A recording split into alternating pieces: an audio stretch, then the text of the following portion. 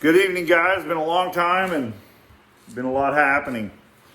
The time has finally come, and we leave out tomorrow to go to Arkansas. Marie and Dylan are already up there and preparing things for celebration of Roger's life. And it's been a long time coming. I can't wait. And man, I've been so busy lately, guys. I apologize for not putting out another video until now. And you know, God's blessed me, and I'm very grateful for taking on another superintendent's job. Who knows what God's got in store? This might be my last one. I thought the last one was my last one, but kind of went into semi-retirement and had to pull it out of the hat. I went over to Comanche. It's about 30 minutes from here, country miles, you know, just straight drive, and it's kind of beautiful. And they're right on a lake in this little Par Country Club. That's what they call it, in Comanche, Texas, and just a little south of here. And they're in dire need of some help and wanting to get the course back in good shape and things like that. And their greens were in really bad shape, and so they pulled my resume out that I put in last March and invited me over to have a conversation and an interview, you might say. And anyway, after the interview, I told them, well, you know, I'm not asking. I didn't ask y'all for the job, even though I put in an application months ago. Y'all called me, and so that's how that conversation kind of went. And told them what I was willing to do, what I wouldn't do, and I said that's up to you guys. And I barely made it home. They called me back for an offer that like a mafia offer I couldn't resist. And so I took on the project. When I got over there, it was overwhelming, probably more so than I thought it would be. The guy I hired on about 3 years ago, and the best way to put it is that he hired on 3 years ago, and the day after he hired on, he quit. So got my work cut out for me, but it's a challenge, and it's one that I've been up for several times. I love doing this kind of work, and I'd rather do that for another 3 or 4 years and train some young guys. I got a bunch of young guys to work with, and they're all enthusiastic. So God's never put me anywhere that I was going to fail, so that's not even a concern. So I went to work last Thursday for no pay, Thursday, Friday, Saturday, Sunday. Started the pay period this past Monday. I worked yesterday, and I already told them what we were doing this weekend, and they said that is no problem. And I was willing to even work this week and wait till Monday to start getting paid. They said, don't worry about it, we'll take care of you. And that's God. And that's when you walk the walk and talk the talk. And I mean, when I say talk the talk, you let God talk through you. You don't do the talk. Those are things that happen. He takes care of those of his children. And man, it's amazing how great he is and how good he is and what he does for us. I can't stop talking how good God is. And I made a couple of posts that if we'd all quit talking about how bad people are and how good God is, we'd have peace. We'd have a lot of peace. I got rumbling. Get back, Grayson. Go in the house now. I think I got a skunk outside that just interrupted, and Grayson was here. That normally doesn't come out of here. But I may have a skunk going on. He's outside rumbling around. Grayson, go to the house. Grayson! Sorry about that. I don't want my dog to get sprayed by a skunk. Get out of here. I thought I got rid of him. I put some mothballs out. Sorry, guys. I'm not going to cut it off. This is kind of funny. I just don't want him to turn his tail. There's a little hole over here. I don't want him to turn his tail on me and squirting me. I didn't bring my gun or anything. But anyway, God's good and great, and that's funny. Grayson, get to the house, because he's got sprayed twice, or Schnauzer, and it's not very good. And we're going to bring him with us because we don't abort him. And if he gets sprayed, we ain't bringing him. I may have to bear with me here I may have to tell my wife to, like, make sure he stays in the house so I don't have to interrupt this. Because when I do, I got to go to iMovies and dub everything in. So this is kind of cool. I mean, you guys probably laughing your butts off, but I'm not going to kill this. This is spontaneous. Let me tell Bonnie to get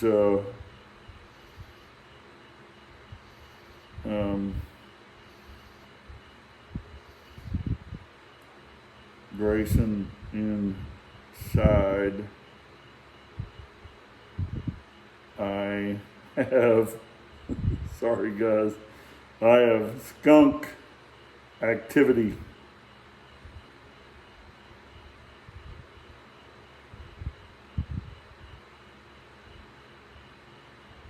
Yeah, probably I haven't been out here in a while, so he's like not used to me talking, so I probably woke him up. Anyhow, what can I say? So I'd take care of that. Thank God. I don't have that's better than intercom with text messaging. Only fitting. But anyway, so I've got the job over there. It's beautiful. I'll try to post some pictures of the golf course.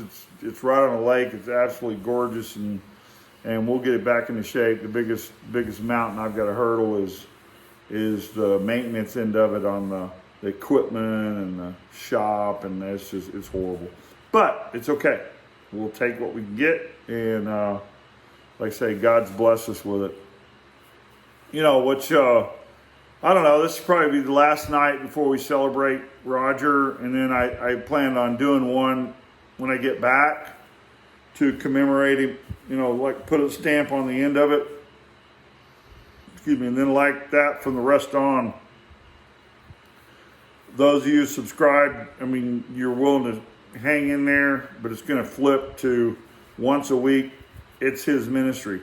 And if you want to know the truth about God and spirituality and the things in this world that are going on that God's exposed to me, and he's put this in my heart, this is what I've been a yielded vessel for, and I'm excited about it. It's straight scripture. There's nothing made up. It's not my opinion, trust me, at all. And so hopefully you'll all stay tuned once a week, and we'll all be inspired by the Lord. And you guys, you know, I was just thinking, and I always pray before this stuff, and I was praying tonight that, you know, we're just showing the good side. We all have a bad side, but we all want to be remembered for the good side. So remember the love that Roger had, and that scripture says that if you don't have love, you don't have God. And so I know for a fact Roger had love, so therefore he had God according to that scripture. So that's confirmation there, because Roger did love people deeply. And I kind of guess that's what the theme is again tonight, is about how much he loved people and he loved life. And the fact that we finally get to celebrate his life and mourn also, because we should mourn. I mean, that's part of it. That's part of the process. I think, you know, this has helped me because I've just been working on my own around the place and not have a lot to do except for what Bonnie makes me the list out to do. And I've been doing pretty good. I only got one thing left on the board up there that I haven't done yet. And so I'm not in the doghouse or anything, but it's kind of slowed down because I took this job on, and it's been overwhelming. So not only that, when you've been away from the business I've been away from, you know, you do things that you haven't done in a while. It's like anything else. If you haven't played golf in a while, you play, you get sore. So my body's had to adjust to it, but it's like riding a bike. And this is the business that I know like the back of my hand. So anyway, so that said, I kind of do a reminiscent again about, I guess it's a Reader's Digest of Roger's life tonight. And by the way, I've got a stainless steel. I'm going to bring it with me. This is a stainless steel mug. It holds a whole bottle of wine. I mean, a whole bottle. This will hold a whole bottle of wine. So I don't have to refill it. I can just sip on it. So tonight we're starting celebration, and that kind of goes back to, right in the middle there of Roger's life. We're at Rock and K, and we did my dad's parties, and the parties all started on Saturday, but we'd start Tuesday, gathering stuff up, and Wednesday start cooking, and start getting kegs of beer and all the food together and start cooking all night long. Well, that was some of my dad's friends and his people that work for him in insurance business, his agents underneath him. We'd all get together. Especially Tuesdays weren't that big. It was mostly just me and Roger and Bobby and a couple other guys. But man, starting Wednesday night, it was like my dad had 30 agents working underneath him. So it'd be me, Bobby, Roger, and 30 agents starting on Wednesday night. And we're playing horseshoes, and we're cooking, and we're celebrating the good fortunes of American Amicable underneath my dad. And so that's kind of how it started. So that's what we're doing tonight. Salute. Here's to my brother, Roger.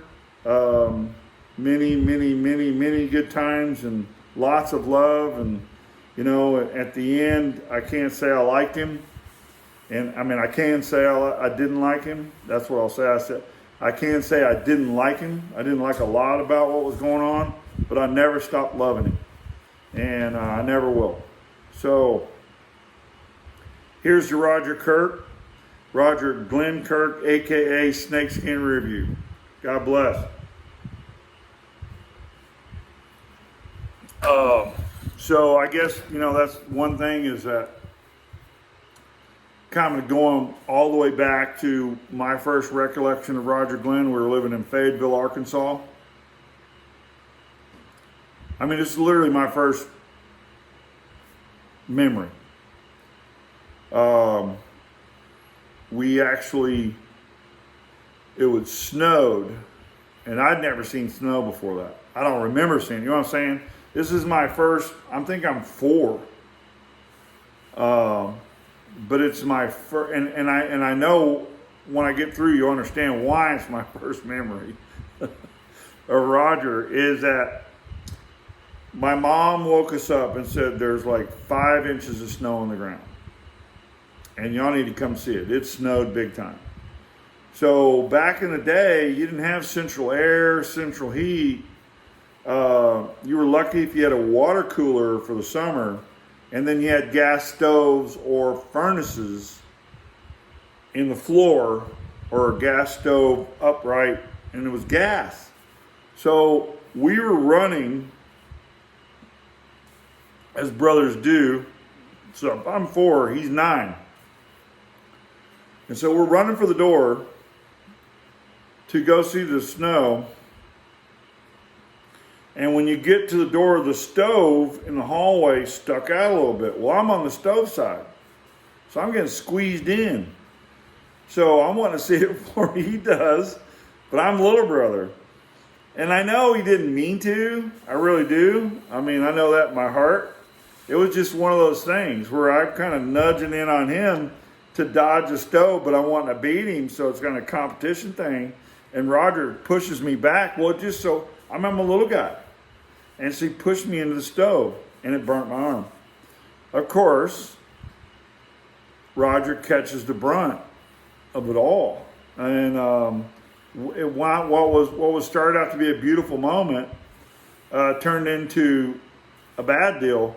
And then the beauty, though, of my parents, and I like to say, it's because of the burn that this is like burned in metaphorically into my brain, that the beauty of my mom and dad, once the scolding was over, they would always love you. They would love on you. It wasn't like, go to your room and don't come out and they don't talk to you for 4 days. It wasn't that way. You got a thrashing. But then they would show you how much they really loved you. And that's biblical. And so I think that's why we were all so close for a long, long time. And anyway, so, here I am with a burnt arm crying. And then once we got it patched up and Roger got his scolding, then we got loved on, and Roger apologizes. And then we go outside, we're in the snow, and they're putting snow on my hot burn. Hey, it was great. But I don't, that was just one instance in Fayetteville. I don't remember a whole lot about Fayetteville other than that, because it was a, burn tragic thing. And that was kind of the way our lives were. It was up and down all the time, and my dad was, had just come off of tour of Korea and before that World War II, and he became a chief boats, and they asked him to recruit in his old hometown, and that was it was close to his old hometown, but anyway, in Arkansas, where he came from. Don't ask me how he got the gig. Scott Kirk could probably tell you more about that. And so that's where that went. And we went from there to Mena, and I think my dad in Fayetteville was getting trained to be, and I'm just guessing, to be a recruiter. Then he got his own gig in Mena. And then he gets his last tour of duty in the Bahamas. And Mena was a very, very special place also. Mena was a lot like DeKalb for me in early days, because it was just a Mena's a beautiful place. It's on the backside of the start of I think it's the Ouachita Mountains, if I'm not mistaken. I could be wrong. Larry will correct. Laval will correct me tomorrow in the comment. There's no doubt. He'll give me the whole history, and I love you, Larry, for that. I appreciate it. But anyway, Wilhelmina Mountain. I don't know what was named first, Wilhelmina or Mena. It was after some guy, I think, or a woman. I don't know.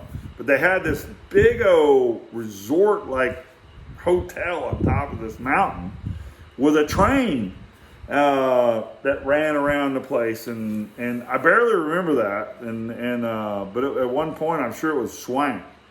And then you come down out of the mountain, and I don't know what the elevation is or anything like that, but come down out of the mountain to Mena, and Mena had a lake. They had a couple of them, I think, but Lake Wilhelmina, and then there was Bethesda Lake, where they had this resort swimming hole, which was slides, zip line, diving board, floating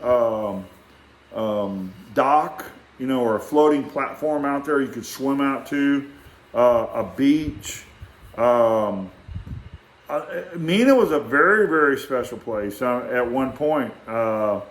And of course it got made Bill Clinton infamy famous years ago about the Iran-Contra crap. And if you guys have ever seen the movie Made in America, if you haven't seen it, you need to see it. It's a true story. Tom Cruise plays the guy, and he winds up in Mena. Yeah, and so it's crazy. Anyway, so we're in Mena having a great time. I'm in first grade. Roger Glynn's sixth, and so we're in the middle of this, and Dad gets his last tour. He's got 19 years in, and he gets these orders. I mean, this is just answered prayer from my grandmother Kirk, in my opinion. My dad was just a giver, and he gave and gave and gave and gave and gave and loved and smiled, and everybody loved him, and everybody wanted him to be his child. I mean, and my mom's child. I'm growing up, I don't know how many people just come camp at the house and act like they were children, and my parents let it happen. Come on, everybody, and it was awesome. But during that time, Uncle James comes over, takes care of. They two brothers at one time were in the same city. Scott sent me some articles, and I could put it up on this and all that, but like I said, I'm not going to do that. But newspaper articles with those two shaking hands, brother replaces brother, and they took over in Mena. James Kirk and Mike and Scott and Cliff and Debbie were all living there, and then we left, and my dad went over to Bahamas first, and then came back and got us, and we went over there and had a great life, and then we went from there to DeKalb, and then up to Lawton. My dad became an insurance salesman, and we were in the eyes of a lot of people, wealthy overnight. We were upper middle class and wanted for nothing, and then went on from there. And like I said, it was just a great life. It really was. And there's nothing to be regretful for. We're blessed. And it was Americana, the America that our forefathers intended to be. I think in the 60s it started going downhill. It actually started in the 50s, but I won't get into that, behind the scenes. And so that's when what you see going on right now, that's when all this started. Seriously, way back then. So, and we moved on, like I said, a lot, and started having problems family-wise. My mom, like I told you before, my mom blamed it on TV. And like I said, this is a Reader Digest version. And so many different things, and Lawton was great. Larry and I talked about it, Thugville. He was in the Marines and got stationed there for a while, and they gave him strict orders about downtown Lawton, what it was all about. And I mean, it was a rough, tough deal. And then, like I said, we went from there to Lawton, and Lawton, my dad decided the guy's offering general manager's job, and so the president of the company goes, "Oh, really? You want to be a general manager? Well, I got one down there." 5 guys failed, and they lost $1 million apiece trying to open up Fort Hood. He goes, "You want to be a general manager? Go do that." And so my dad took off, went there. By that time, we moved from Lawton back to DeKalb, where I went to high school and graduated. Well, kind of. And then went on. Mom and Dad went to Killeen. And my dad opened that up, and just a good old boy he was, and God blessed him, blessing our family. And then we got into business after a while and sold insurance for Dad and had a great time. But that just, my dad and James came up there again and connected up with him. James had the business mind, and my dad was a giver, social guy, and could sell an Eskimo ice cubes. And my brothers and I are watching all this stuff, and we're putting that and my mom's stuff and my dad's stuff to our lives and benefiting from it. And that's, like I said, that's what America is supposed to be about. And I think we're probably a year away from getting back to that. Don't believe all the media crap you hear, because it's not a majority that's doing this stuff. It's a minority. But they have the media and the newspapers and the propaganda on their side, so they make it look like there's 700 and 800, 900 people doing this in one spot. There's really only 10 or 15. They're just antagonizing the other people, causing them to uproar. So it's a very minute minority, and that's the way any revolution or overthrow or all this stuff ever happens. So that's what's going on around us right now. But anyway, we went from Lawton, went to DeKalb, then we went to Floresville, and from Killeen, they bought the property, Rock and Kay, and us boys are all just following right along, and Roger got married, moved out, and my little brother got married, moved out, and I was the last guy standing, and helping Mom and Dad around the place, and I'd go off and selling insurance and with no bills, and I'd go off for a couple months and come back, and when I was selling insurance, I'd just go for a week at a time. But and they always welcome you back with open arms, and be honest with you, biblically, you're, especially the male, is to leave, and this is Jewish, the reason you leave home is to take a bride. So I didn't officially leave home, and neither did my other brothers, until we took a bride. And so finally I met my wife Bonnie, and we got married, and I left home, never to go back. And wasn't long after that, Dad got killed in a car wreck, and that was a deal. And I guess that's one of the things I'm going to bring up tonight is, as great a life as we've had, there's always forces of evil working against you if you're good-hearted and you love God, and that's, Jesus even said that's you'll be hated because of me. So I've always accepted that. But looking back on it, as a beautiful life as we've had, growing up, never wanting for anything, a big house, a pool. We moved and bought 100 acres and had a business there selling mesquite wood, and all three, me, Roger, and Bobby ran the company, and we were doing really well, and forces come against you because we were loving on people and bringing them in and that kind of thing, and at the time we weren't necessarily bringing them to the Lord, but it was our belief. So deep down, it really was, and so there was, if you're with the forces of evil, you can see what's happening, where it's going to go, so you try to stop it. So those things were coming against us. So there's a lot of things I'll get in depth to later on about all this that a lot of people don't believe in, but we've overcome it, so I know it's a fact. But when I look back on all this in our storybook life as a family, and my family photo that I put up there right after Roger, we got the news that Roger had passed on to a greater life and eternity.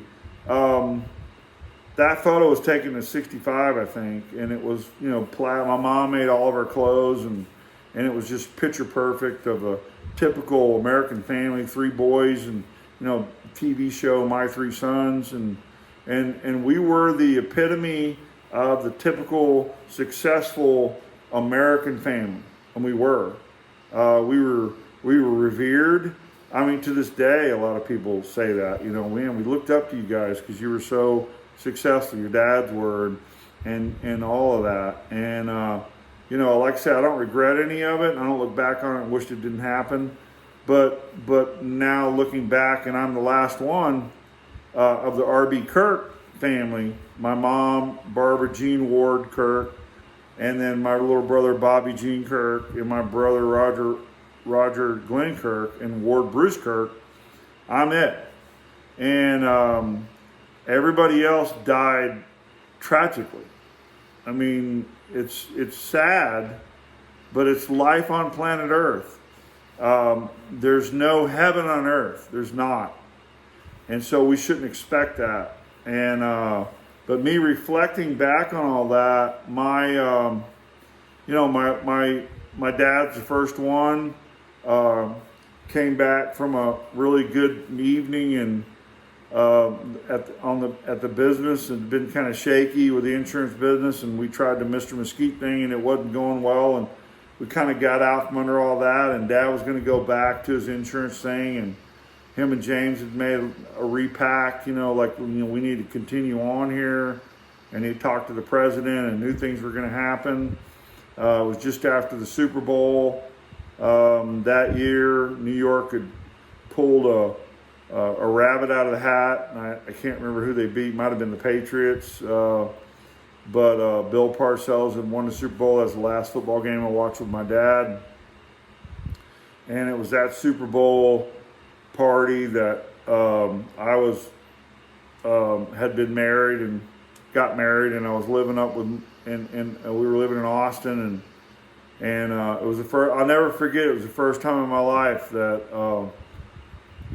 Be honest with you, that I felt like I was on my own, because my dad reached in his pocket, and as I'm walking out the door, and was telling me, hey, look, I found a new place to go quail hunting, because he and I's passion was quail. We all hunted, but my dad and I really had a passion for quail hunting, and I was a pretty good shot, and loved it with the dogs and hunting quail. I've done it, since I couldn't keep up with him.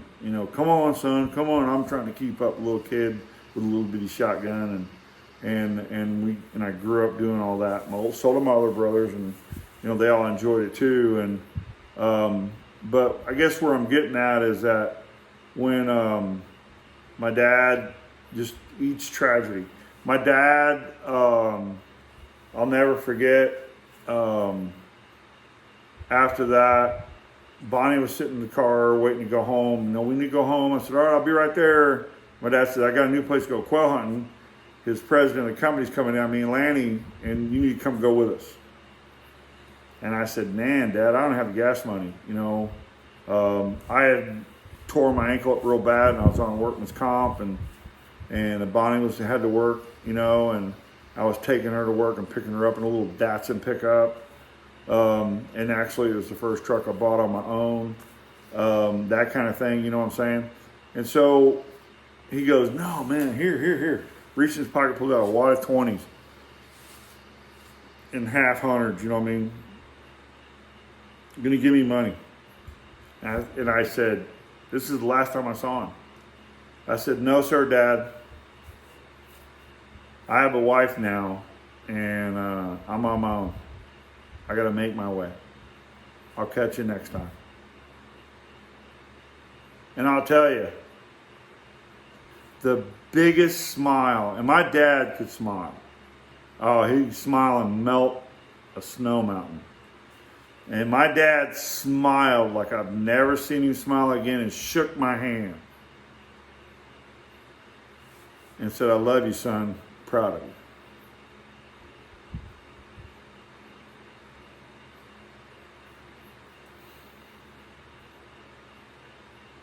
Last time I saw him.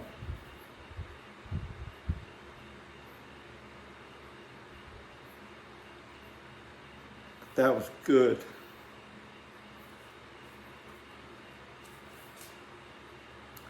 So then we carry on, and my mom sold the place and moved to DeKalb and couldn't stand to be there, and sold the Rock and K.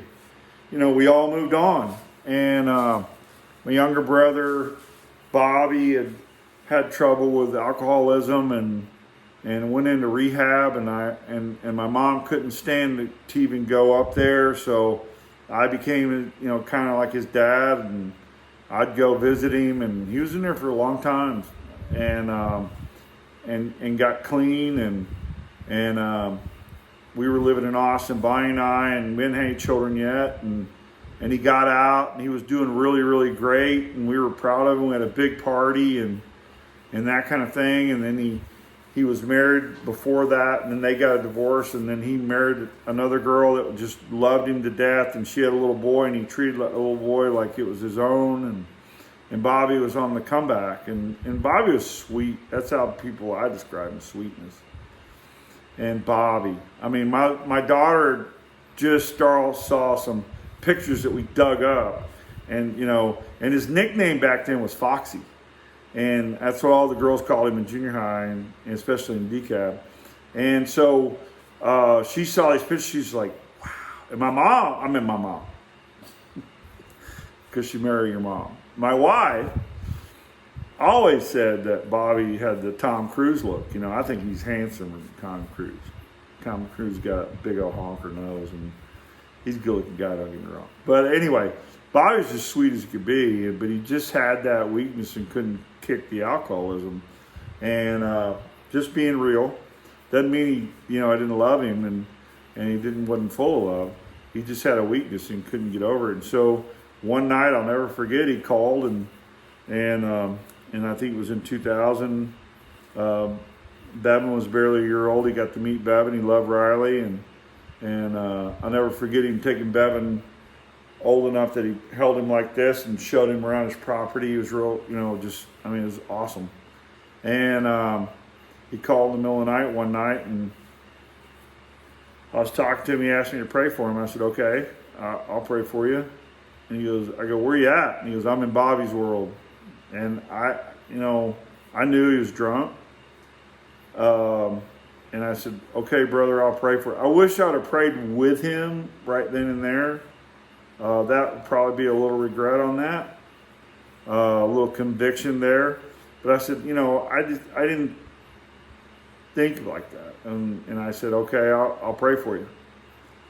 And hung up the phone. And the next morning at 10 o'clock in the morning, Larry Gatlin called me because my mom couldn't call me. She was living in DeKalb, and told me that my brother had been killed in a car wreck. It was a one-car wreck, and it threw him out of the window and landed on top of him. I'm being real here tonight, guys. I'm just saying. It's just what I need to do. And it was devastating. And that's the first time the Lord asked me to do a eulogy. And I did his eulogy. And he's used me several times since then to do it. And and I always talk about life and death and eternity and salvation when I do it. And that was the first time that his old girlfriend with her boyfriend was at the deal, at the funeral, and I talked about that. You never know. You know how much time you got left on this earth, so be ready for eternity. And so out of that, they became they got saved and became Children's Christians Ministry, and they're still doing it to this day, as far as I know. So that was you know, Romans 8:28 says God takes all things and works them to the good of those who love Him and do His work. So out of my grandmother's prayers, my Granny Kirk's prayers for all of our family, all these tragedies, God would take it and roll it into good things for us out of it, as long as we had faith and believed. And that's where Bonnie and I definitely were walking the walk. And that was, you know, and I've done several eulogies since then, and it's one of those, it's an eye-opening thing, because it's leaving this shadow world we live in to eternity. And where do you want to live eternity? But that was a tragic death. I mean, this is a sweet, sweet person. It's life on planet Earth. We don't know. And we don't know what our days are and what they're numbered. And so then we went on, and then my mom got lung cancer. So now it's me, Roger, and my mom. My mom gets lung cancer. They cut 1/3 of her lung out. She doesn't quit smoking. And then it came back. And then the last 2 years of her life, we moved her out of her house. She'd moved back to Killeen to be close to James and Shirley, because her good friend, Miss McQuarrie, had died, and she didn't have anybody really up there. Her sisters had all died in DeKalb, and so she moved back close to James and Shirley in Killeen. And we moved her out of that house and moved her in with Bonnie and I and 2 kids, Bevan and Riley. And that was, you know, that's where she spent the last 2 years of her life. We had a beautiful apartment, 3-bedroom with a garage, and it was a resort place. I think I talked about it before, that was built for the Dell techies back then, and they had the big Dell campus was just right there off there in Austin. And that, I mean, there was like, it's probably a 2-acre pool resort area where they had gazebos and a water bar, and I mean an official water volleyball where it was all the same height all the way around, and then at the other end had a white beach. I think it had 4 grills, gas grills out there. I mean, it was just absolutely gorgeous, and they had a big recreation room with a workout area, and had a swim jet hot tub. And that's where Bevan learned when he was 3 years old how to swim during the winter. So we'd go in that hot tub. I mean, the hot tub would hold 20, 25 people. That's huge. And I mean, there was no messing around. But anyway, you know, we rented the garage next to our garage and put Mother's stuff in there. And we had, because she still smoked. And so we wouldn't let her smoke in the house. And so we moved her in there, and she stayed in the garage, and she smoked, and Roger would come over and visit every once in a while and stuff like that. He didn't live too far by, you know. He lived around the area. And, you know, my mom, you know, died there, kind of. She didn't want to be resuscitated, so she was having troubles, and the hospice nurse, which, you know, those girls, if they made if each one of a hospice nurse made $1 million a year, it wouldn't be enough. I'm not kidding. These people are phenomenal.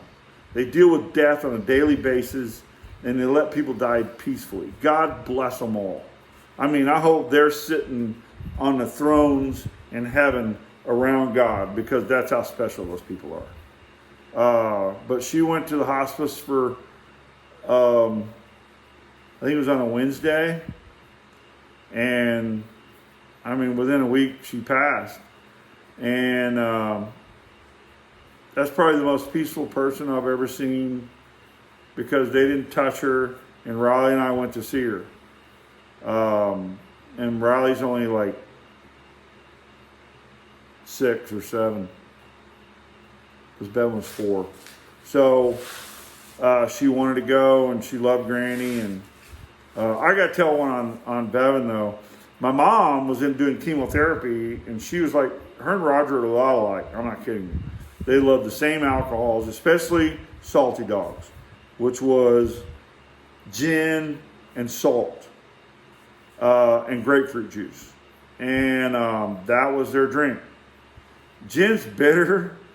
I mean, I could drink with, so is grapefruit juice. But the buzz is pretty cool, but I never liked it. I drink a little bit with them. But my mom was on chemotherapy getting sick, and I told Mom, I said, you can't do this.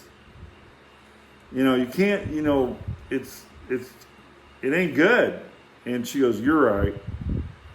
But I want some wine. And at that time, I hadn't had a drink in 12 years. And clean and sober. And so she says, go get me a bottle of, and it was a jug of Julio Gallo wine. And I said, okay. It's kind of like you're dying, anything you want, but you're not drinking hard liquor anymore. Okay. And she was still smoking. And I'd be on her a little bit, not much.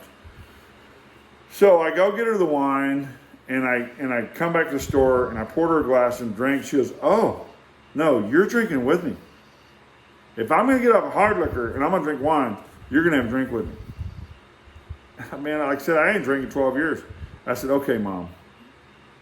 So one got me a glass. 2 sips, I was drunk because I hadn't had a drink. So we had a really great time that night. Well, I came home, we had a refrigerator. Her stuff was in the garage. It was a huge garage. So we had a refrigerator in the garage, and that's where she kept her stuff. And so we had the wine out there. So I come home from work, and the one thing about my mom, she always had her faculties about her. She wasn't, there was no, I don't know where I'm at, never. And so she would stay with Bevan, so we didn't have to take him to daycare or anything like that. He's only 4. And Riley was in like first grade or pre-K.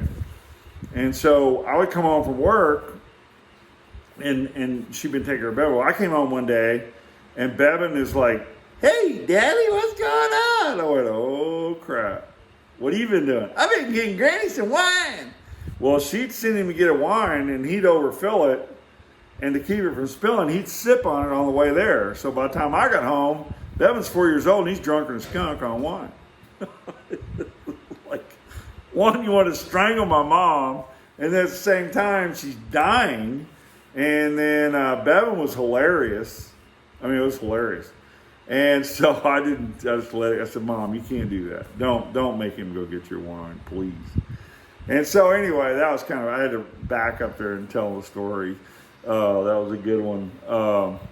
But we had some really great times, and then she went to hospice and died. And Riley, we were going to go. We hadn't seen her. I had to work, and I'd been to see her every day. And Roger had been up with her for a long time. And I said, Roger needed a break. I said, don't worry, we'll come Saturday. We'll go see her. And Riley goes, I want to go with you. So I was in the shower, and I got a phone call. Bonnie goes, you got a phone call, and it was from hospice. And we were going to go see her about 8:30, and it was like 8 o'clock, and they said, Mom had passed. And so they didn't touch her. And so Riley said, and I told Riley, and she was, I still want to go, Dad. I said, okay. So we go up there, and we walk into the room, and she was laying on her back, and her head back, and her mouth open, looking straight up. And just as peaceful as she could be.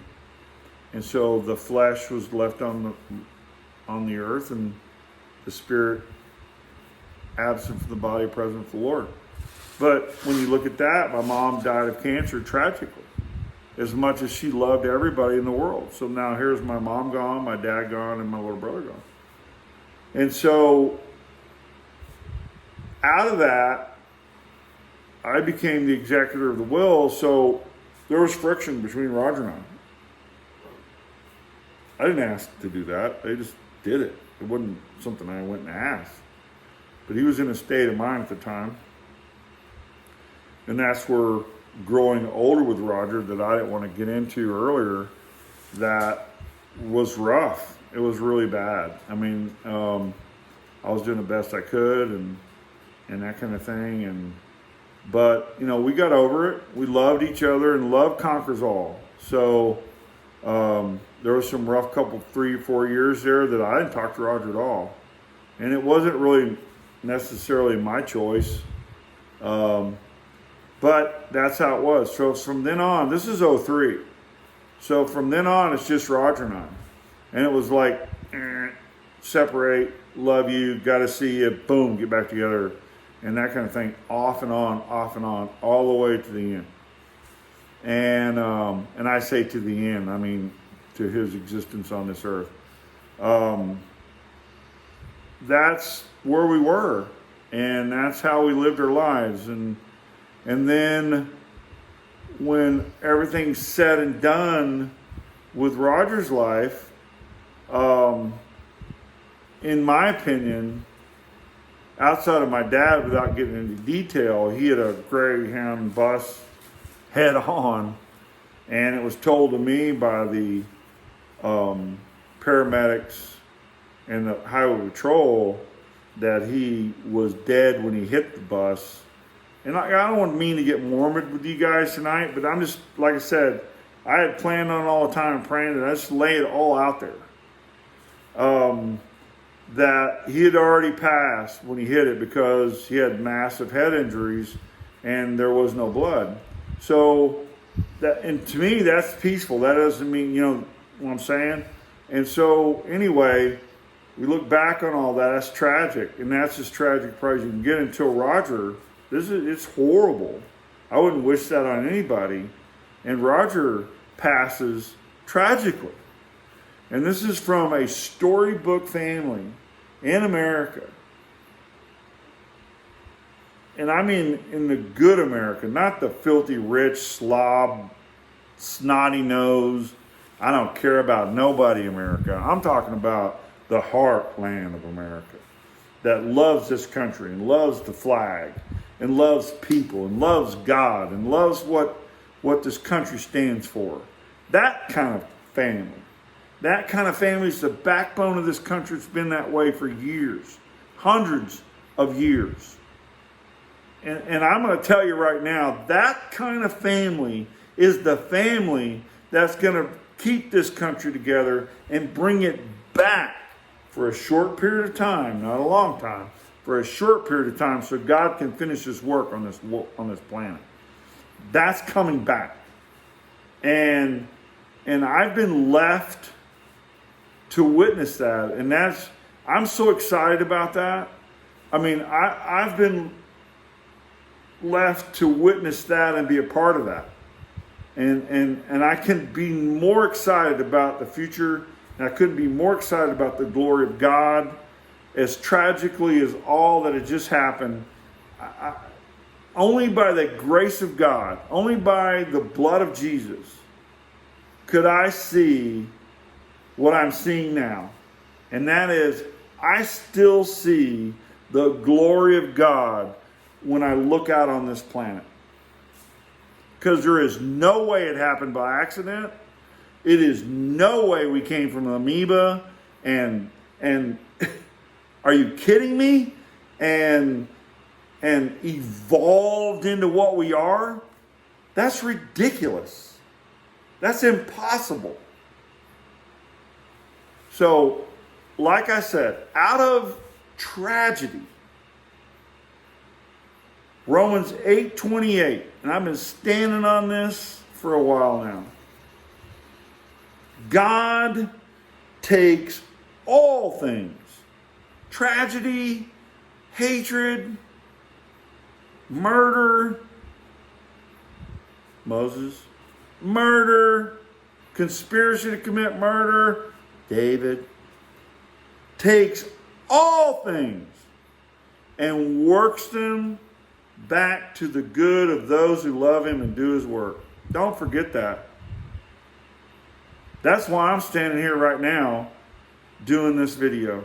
Because of that. Because of faith. Because of who God is. Because of love. Love conquers all. God is love. And if you don't have God, you don't have love. And I'm just saying, reminiscing and looking back on all of it, I wouldn't trade it for the world. It's definitely a storybook. You can make a movie of it. You could write a book about it. It's the epitome. My dad's brothers growing up together, my mom's family, she was a baby of 10, came up through the Depression. All of that. I mean, and every family, both our families and every family that I know, that when you go through this tragedies, if you give up and you don't turn to God, that's why Paul said, count on all joy when you're going through trials and tribulations, because it brings you closer to God. In Ecclesiastes, Solomon, deemed by God the wisest man to ever live, said the greatest thing man could ever do, his greatest accomplishment. This is Solomon, king of the Jews, after David, David's son. This is what he said. Your greatest accomplishment is that you could die. That's your greatest accomplishment on earth, that you die. Because when you die, you go to be with the Father. Let that sink in. So you can deny that there isn't a God. You can deny that Jesus wasn't the Son of God. You can deny all that you want. Doesn't mean it's not true. Because it is. I'm living proof. I love all of you guys. I love God. I love Jesus. I can't wait to see the people that I'm going to see. I can't wait to hug their necks. I can't wait to reminisce and look at pictures. I can't wait to have this reunion to celebrate the life of Roger Glenn Kirk, who was the epitome of living life to the fullest. I think the second song in the video that I did says it all, even though Larry was a great deal and Jesse, that the Beatles song was fitting too. But to me, I hope you had the time of your life. Because I did. So it wouldn't be fitting. Spontaneous harmonica. By the way, Scott Kirk, thank you so much. Scott sent me this deal, and it's like this little pocket zipper thing, and I unzipped it and got it in the mail. And it is every key there is in harmonica. I say every key. It's like C, D, E, G, F, and B.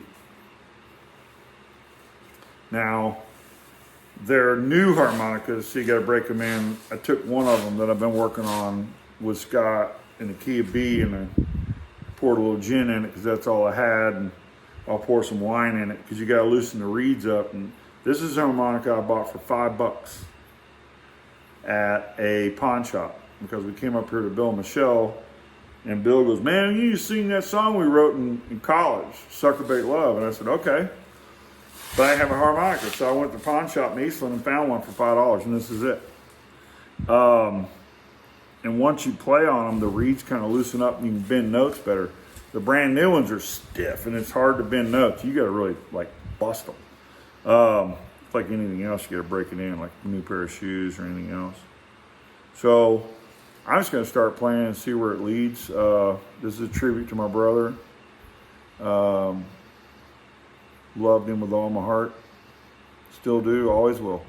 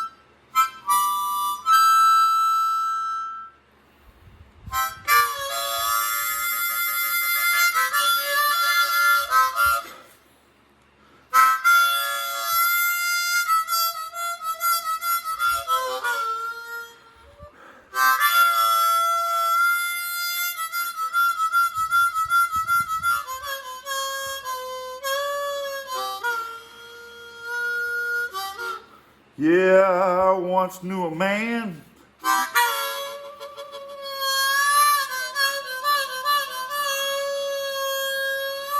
that poured out his heart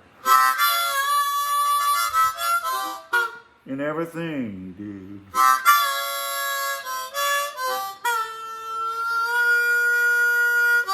They called him Roger Glenn.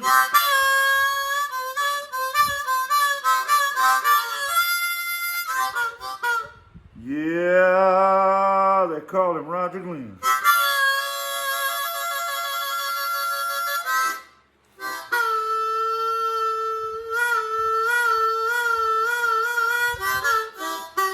He became a brother for those who didn't have one. He became a friend when they couldn't find one. Roger Glenn.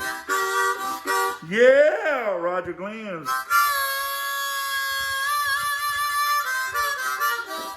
Yeah, he'd crawl in the mud, jump up and wash off and act like a stud.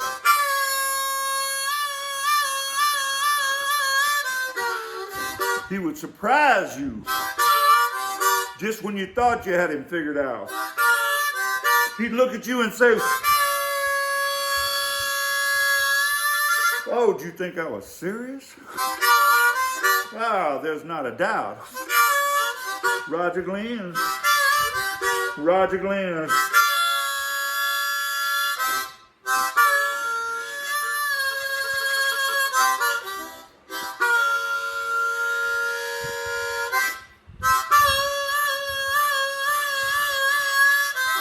And have you ever had the privilege of partying him all night? You wake up in the morning and he'd want to fight.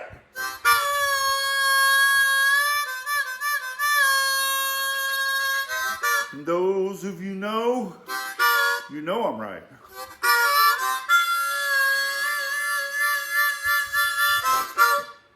Sometimes you liked him, sometimes you're not.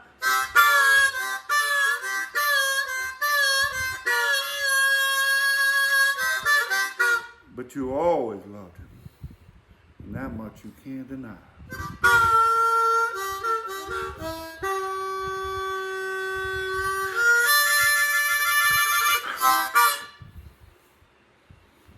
Peace. Love you. Love this country. Love my God. Will never bow down to anything or anybody except the Lord God Almighty. And there'll come a day when every knee will bow to Jesus Christ. That's a fact. Anybody needs anything, want love, prayer, help, money, call me. I'll do my best. Love conquers all. Good night.